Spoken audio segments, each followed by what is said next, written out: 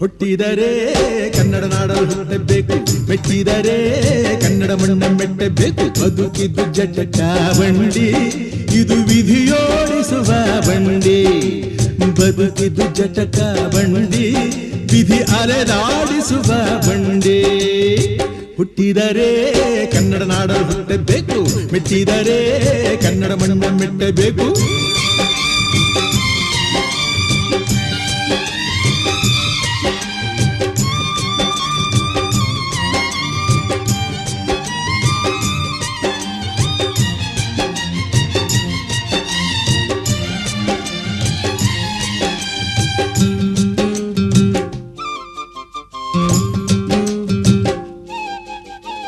ಕಾಶಿಲಿ ಸ್ನಾನ